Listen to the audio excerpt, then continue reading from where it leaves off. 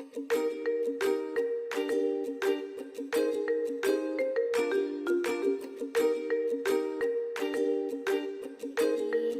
bangun sahur. Ayo sahur dulu. Yuk bangun ya.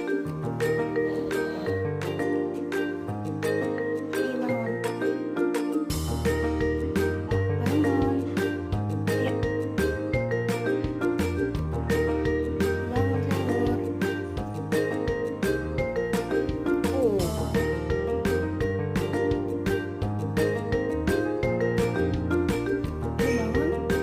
Duduk dulu.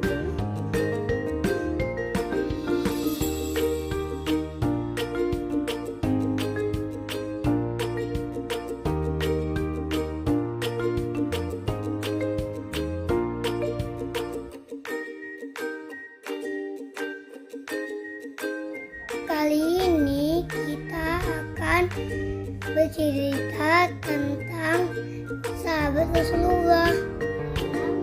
Disimak ya. Warahmatullahi wabarakatuh.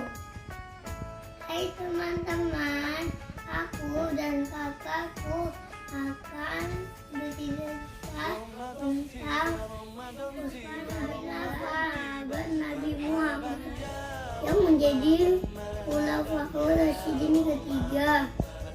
Julukan Utsman bin Affan adalah pemilik dua cahaya atau Dzunuraini. Utsman bin Affan menjadi Khulafaur Rasyidin pada 644 sampai 656 Masehi atau 23 sampai 35 Hijriah.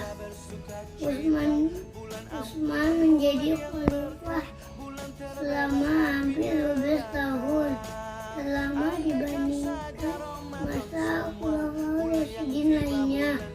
Utsman lahir dari keluarga saudagar yang kaya raya. Harta yang berlimpah tak membuatnya kufur, justru semakin dermawan. Rasulullah menilai sosok Utsman sebagai seorang yang jujur dan rendah hati. Saat Nabi Muhammad mulai menyiarkan nilai-nilai Islam, Utsman termasuk orang pertama yang mempercayainya. Utsman bin Affan tergolong dalam kelompok as-sabiqunal awwalun atau orang-orang yang pertama masuk Islam. Sejak saat itu, Utsman selalu setia pada Rasulullah. Dia menjadi salah satu sahabat utama Nabi Muhammad. Rasulullah juga menikahkan Utsman dengan putri keduanya, Ruqayyah binti Muhammad. Di masa kenabian, umat selalu menginfakkan hartanya di jalan Allah. Saat perang Tabuk, Utsman menyumbangkan 1000 dirham atau setara dengan sepertiga kebutuhan perang, 990 unta dan 10 ekor kuda.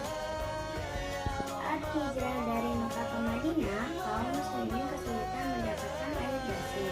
Hanya ada sumur milik orang Yahudi yang akhirnya dijual dengan harga yang sangat mahal. Utsman pun ingin membeli sumur itu agar bisa memberikan airnya untuk keperluan kaum muslimin. Namun orang Yahudi itu menolak menjualnya. Utsman pun memutar otak. Utsman menawarkan kepemilikan sumur itu sehingga orang Yahudi mau memberikan dengannya.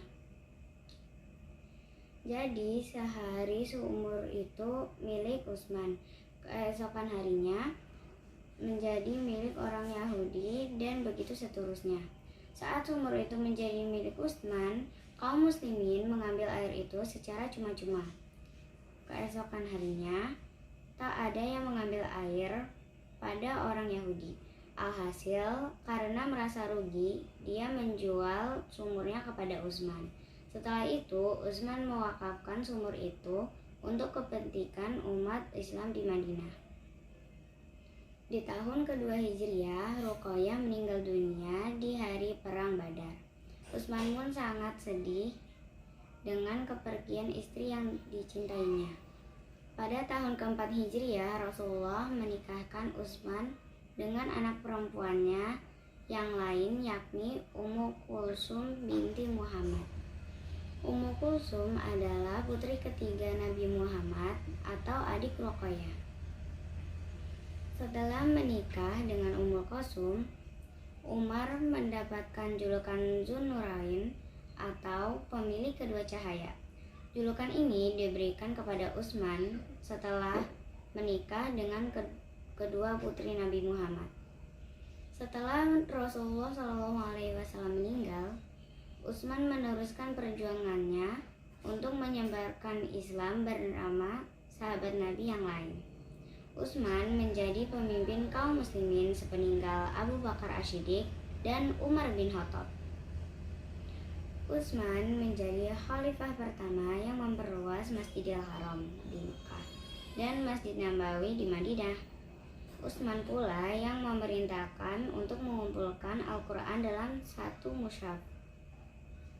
Utsman bin Affan, sahabat Nabi, pemilik kedua cahaya, ini meninggal pada tahun 35 Hijriah.